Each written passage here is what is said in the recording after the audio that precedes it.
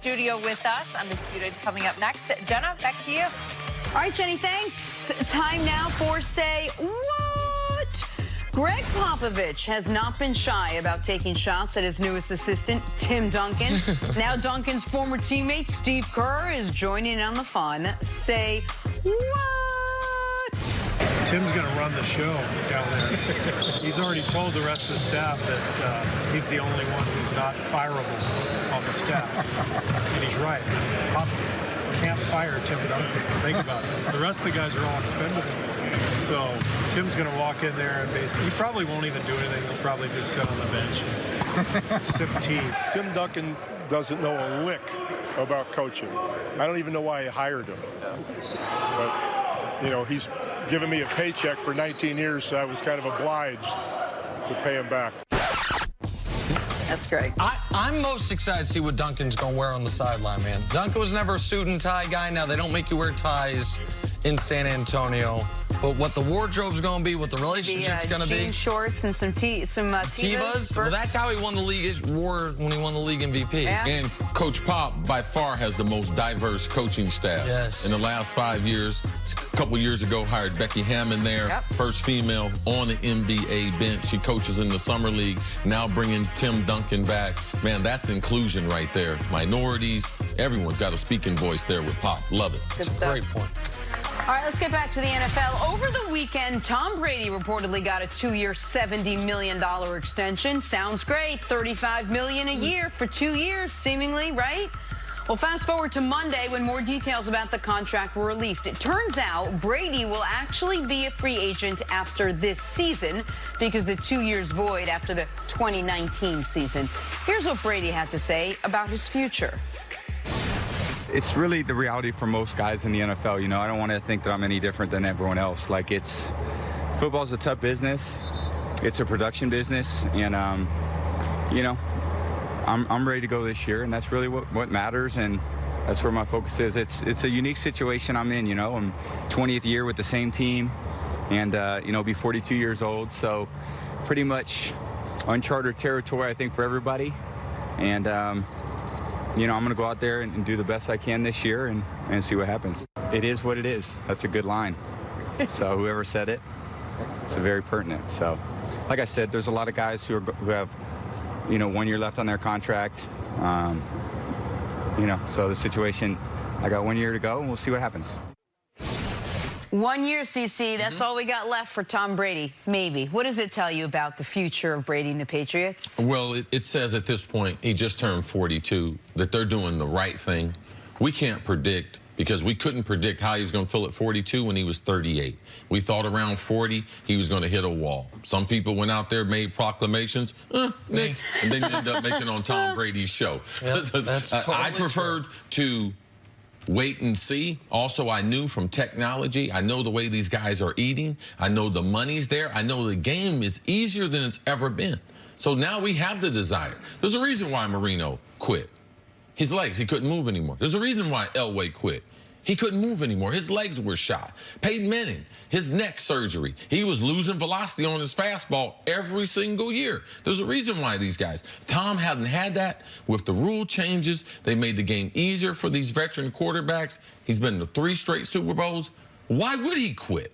He's playing as good of team game, because right now, he's supported by his defense. He's supported by the running game and by that offensive line. So it's going to be year to year. We thought initially when we saw it, that's why when these reports of these contracts come out, you need to see the fine print before you make an analysis of, oh, is this a good deal or is it a bad deal? Tom Brady is on a year-to-year deal now with the New England Patriots. He wants to play till he's 45. They refuse to give him a long-term deal because this is basically one season they're renting out Tom Brady. Over the last couple days, we've kind of stumbled into the argument of who's more important, Brady or Belichick, and that people can debate about. What is not debatable anymore in New England, if it ever was, is who's more powerful. And it's Belichick 99-1. And that one was the Jimmy Garoppolo chip Tom Brady cashed in. But aside from that, Bill Belichick runs that show. Here's what we know. This is not speculation. This isn't I pieced it together. We know Tom Brady wants to play beyond this season. We know Tom Brady wants to play for one organization his entire career. Yes. And we know historically, Brady has never said, make me the highest paid in the league at my spot. And it would be an anomaly if all of a sudden he said, now I do want to be. So we think we know that whatever financial demands he was making for the Patriots moving forward were relatively light. So those are three things we know. And yet he still does not have a contract extension when he wants one. That quote we played at the end there is very interesting. It's not good to play dead silence on television, but there was a long gap. When he's asked, he was asked by a reporter who I wonder if maybe hadn't seen the new updated contract details. And he definitely wasn't stumped by the question. No, he said, are you relieved to have your contract situation resolved? And he paused for 3 beats and said, it is what it is, which is, of course, a Belichick quote. And then he said, you know, who said that? And then he said, I've got 1 year left, and we'll see how it goes. That is startling. Chris said it almost in passing. He's been in 3 straight Super Bowls. The last 3 years, Brady, greatest comeback in Super Bowl history, 2016. League MVP in 2017. That's the year I said he was going to fall off the cliff. He was age 40 because nobody had done it. 1 league MVP. 2018, they win the Super Bowl again. And in 2019, he's got to sing for his supper like anybody else on that team. Nope.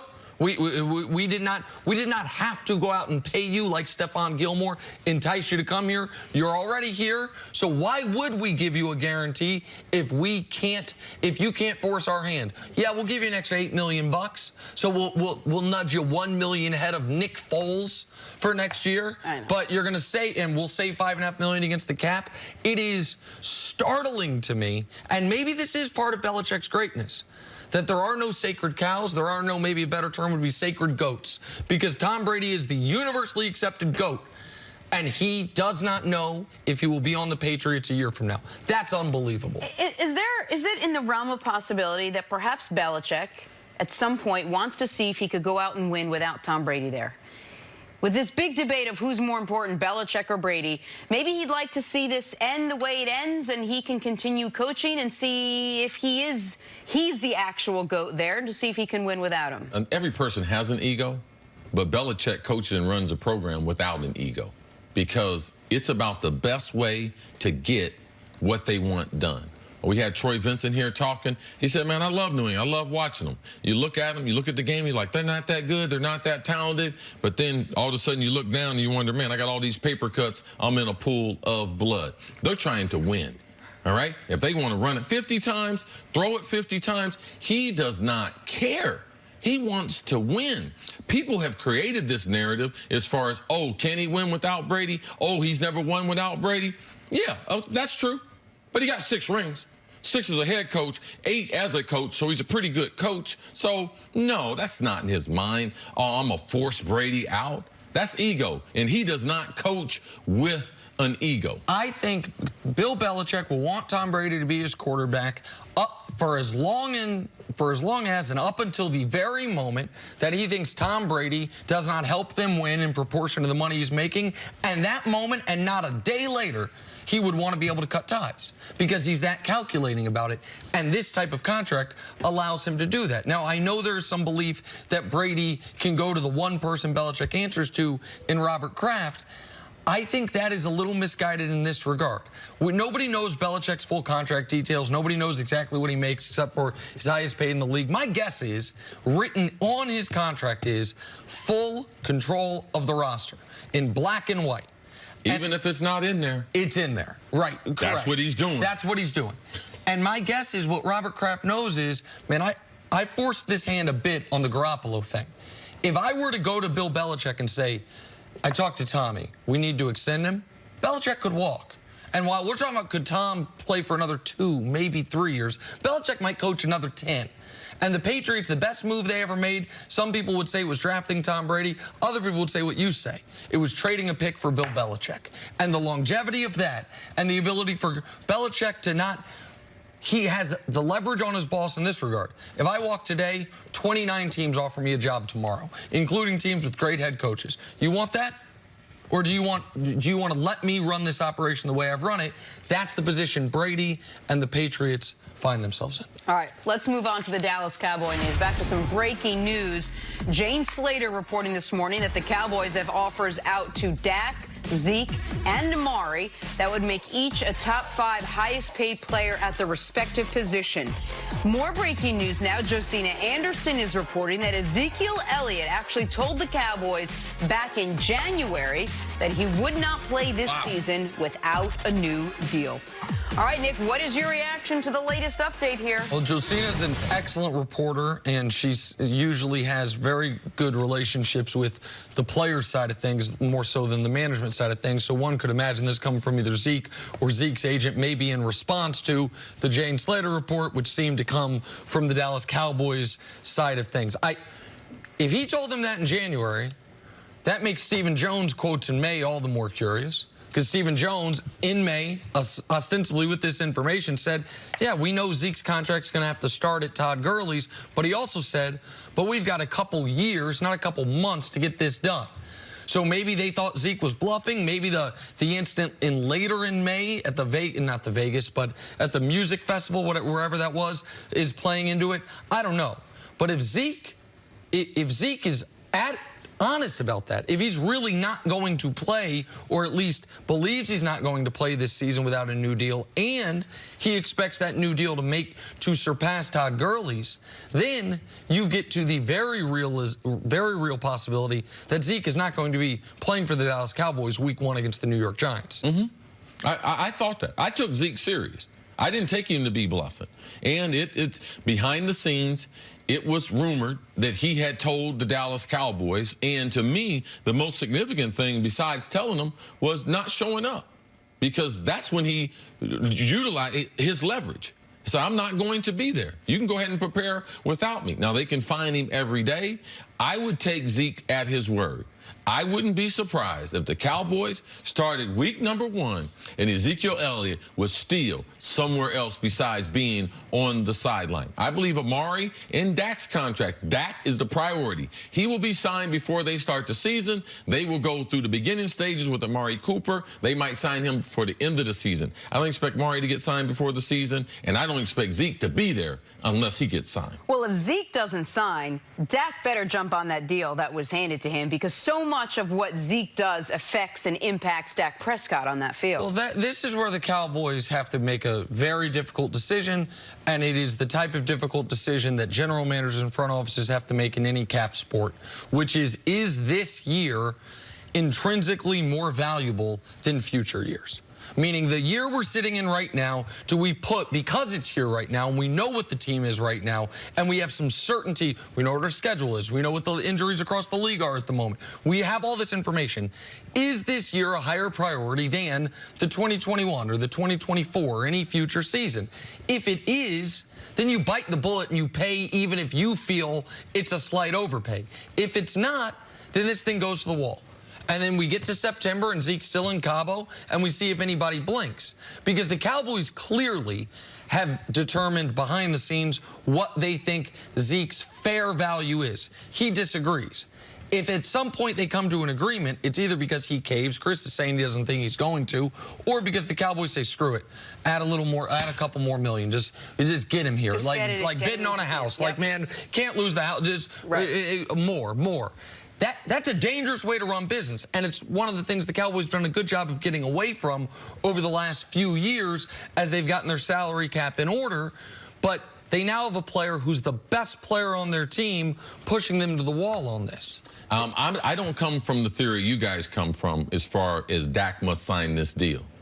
I have seen over the last 4 years in the NFL, I have seen quarterbacks, Case Keenum, him get a ginormous salary that he was not worth. I saw Sam Bradford get a salary he wasn't worth. I saw Nick Foles go down to Jacksonville getting over $20 million. So you guys are, I don't know if you're watching what I'm watching, but if Dak was a free agent, Dak would easily get 25 to 30 million. Easy.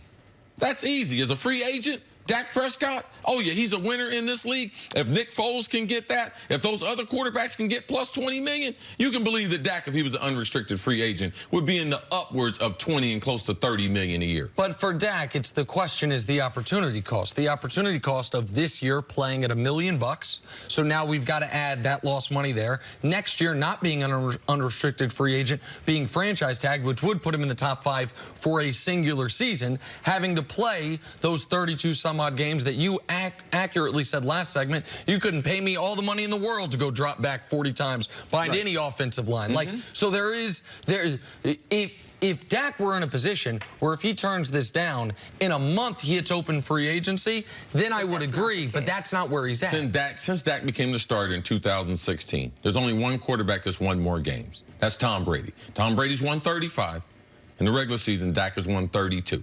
So that right there would speak for itself around the NFL. So to think that the Cowboys are in the driver's seat and they hold all the cards, no, they're not. They got their best player in Mexico, and he's serious about this holdout. Amari Cooper, who is important, but the least important, he's like, take your time, and Dak. Dak wants his money. Dak does not want to go under center and play a game without that multi-year deal. Dak's case is exactly what Chris said. He's never missed a game. He's been to the playoffs twice, played in the playoffs twice, won a playoff game. Carson Wentz, same draft class, done none of those things, just got $128 million. Yep. Dak's case, from one perspective, is a very compelling one. From the other perspective, it is he has this system around him that allows him to do all those things. Obviously, the Cowboys are arguing the latter.